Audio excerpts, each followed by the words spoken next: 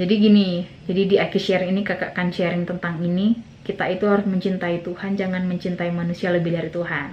Oke, gini, ceritanya gini. Ketika kita itu benar-benar dari Tuhan, kita harus belajar ini terlebih dahulu. Tuhan akan ajarin kita terlebih dahulu untuk mencintai Tuhan itu lebih dari segala-galanya, dari setiap kehidupan kita. Apapun, mungkin orang tua, apapun itu barang yang kita suka, kita akan lebih mencintai Tuhan. Bukan orang tua, bukan sesuatu yang kita cintai di dunia ini. Jadi ceritanya seperti ini. Jadi kita benar-benar udah cinta sama Tuhan, dan cinta itu udah nggak bisa digeser sama apapun. Cinta kita sama Tuhan tuh udah nggak bisa digeser oleh apapun. Mungkin itu nggak akan bergeser, tapi akan ada orang kedua, seperti ya itu pacar kita. Tapi itu nggak akan menggeser posisi Tuhan di posisi yang pertama dan yang paling utama. Jadi ceritanya gini, ketika kita udah benar-benar mencintai Tuhan lebih dari segala-galanya, maka kita akan belajar untuk mencintai manusia sewajar-wajarnya. Ceritanya gini, kita cinta Tuhan, udah lebih dari segala-galanya. Udah, akhirnya Tuhan kasih kita jodoh. Ya ini udah jodoh. Nah, cara kita untuk meresponi cowok itu akan berbeda dari sebelumnya ketika kita belum mencintai Tuhan seutuhnya. Kalau dulu mungkin sebelum kita mencintai Tuhan seutuhnya, kita kayak memberhalakan pacar kita, kayak wah gitu, kayak quality time harus sama dia, quality time harus chat dia gini. Kita sampai lupa waktu sama Tuhan. Kita kayak gimana ya, kayak kita sekarang hidup kita ini udah sama dia gitu loh, udah dipegang sama dia gitu. Jadi fokus kita utama itu udah sama cowok itu. Nah, kalau kita udah sama Tuhan, kita udah benar-benar mencintai Tuhan, cara kita untuk mencintai itu akan berbeda. Kita akan pacaran, oke, Tuhan pasti akan izinkan kita pacaran, tapi kita akan pacaran sewajar-wajarnya, sesuai dengan kehendaknya Tuhan. Dan itu gak bakalan menggeser posisi Tuhan. Jadi bener nggak, kalau kita udah mencintai Tuhan terus kita mencintai manusia, cara kita untuk mencintai itu akan sangat-sangat berbeda. Terus apa, kita pun pacaran yang kudus. Jadi kalau misalnya udah nggak ada lagi kedagingan di situ, jadi sama-sama saling mengingatkan. Kalau mungkin dia mulai meminta sesuatu yang lebih, ada dari salah satu mungkin akan yang mengingatkan, jangan loh, ini belum waktunya, kita belum nikah, gini. Sesuatu yang negatif itu nggak akan sampai kita lakukan ketika kita sudah belajar mencintai Tuhan lebih dari segala-galanya.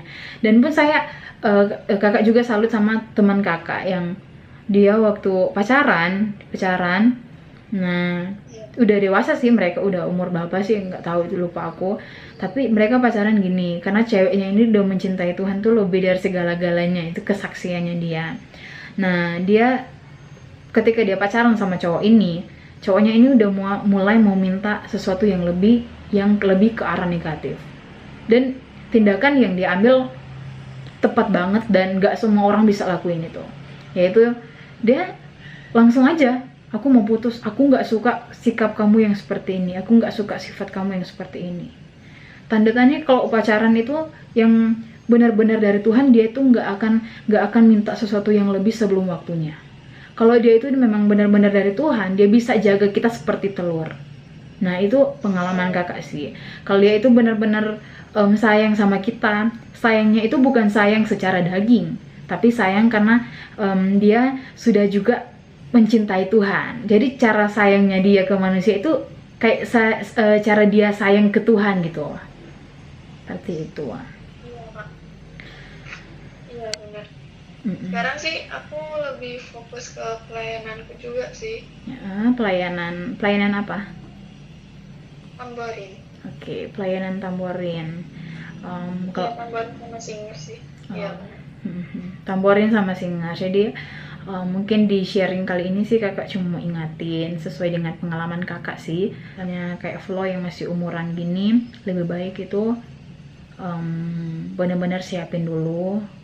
Untuk pacaran tuh gak gampang karena ketika Flo itu pacaran dengan orang yang gak benar, orang yang gak sesuai dengan kehendak Tuhan, maka pacaran itu akan menjadi sesuatu yang keinginan daging semata. Jadi di situ akan ada sesuatu yang negatif kita lakukan tanpa kita sadari, dan itu akan menghancurkan masa depan kita. Mungkin lebih selektif lagi dalam memilih pasangan. Kalaupun sekarang masih usia yang seperti ini, lebih baik fokus dulu sama sekolah, sama pelayanan. Kalau jodoh sih, jodoh Tuhan sudah atur ya, memang kita harus cari juga, terus kita tanya Tuhan udah benar-benar jodoh kita atau enggak. Tapi kalau sama seumuran vlog kan masih lama banget, masih ceritanya masih, wah, rencana yang ke depan tuh masih banyak banget. Dan ini pun ceritanya vlog masih memulai perjalanan itu, nanti tahun depan SMA ya. Iya, SMA. Nah, tahun depan tuh SMA, dan itu pun masih mau mulai. Jadi itu bukan berarti udah SMA udah lost control, udah bisa pacaran sebebas-bebasnya, enggak. Jadi kalau misalnya di era sekarang itu udah banyak hal yang bikin anak-anak Tuhan itu jatuh dengan pergaulan yang bebas.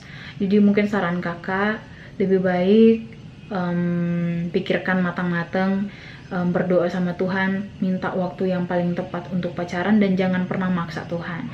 Karena kalau misalnya kita maksa Tuhan, sekarang aku mau pacaran, hasilnya itu nggak akan baik, dan itu akan berbuah satu penyesalan di kemudian hari. Jadi kalau saran kakak sih, menurut pengalaman kakak, lebih baik itu pacaran sesuai waktunya Tuhan aja.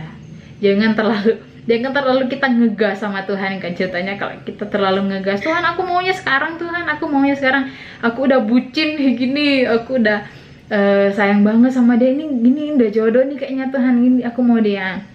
Nah, kita juga jangan terlalu memaksakan kehendaknya Tuhan. Kita harus ikut Tuhan, bukan kita maksa kehendaknya Tuhan, benar nggak?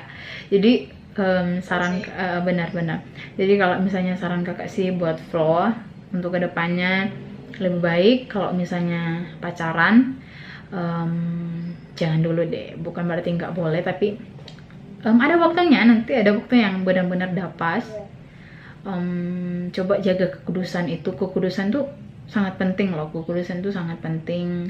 Nah, ceritanya gini, Flo, kalau misal pun pacaran ya, kalau kita pacaran itu sesuai kehendak Tuhan, otomatis hubungan kita akan langgeng.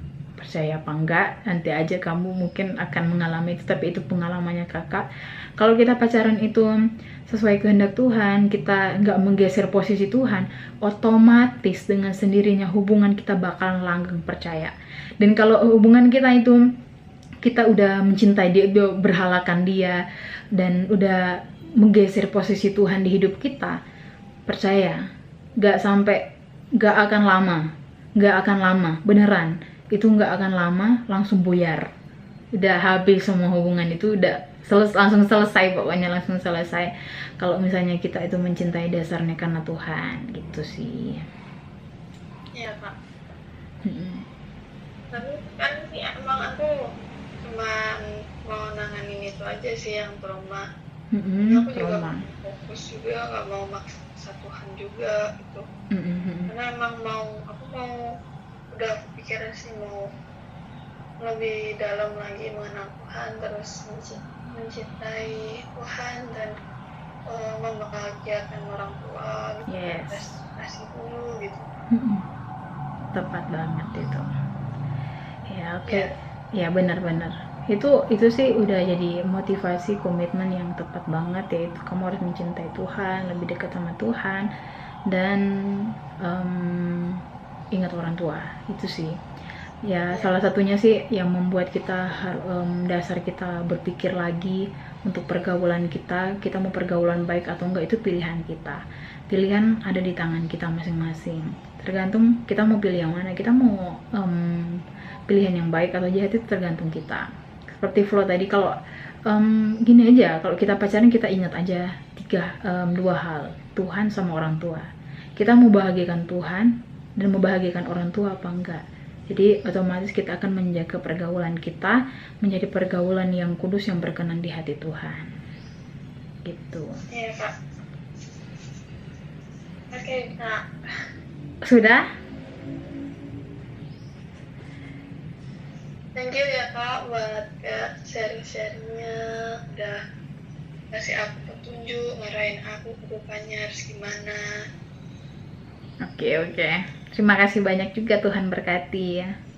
Makasih juga udah luangkan waktu untuk sharing di channel YouTube Generasi Niat.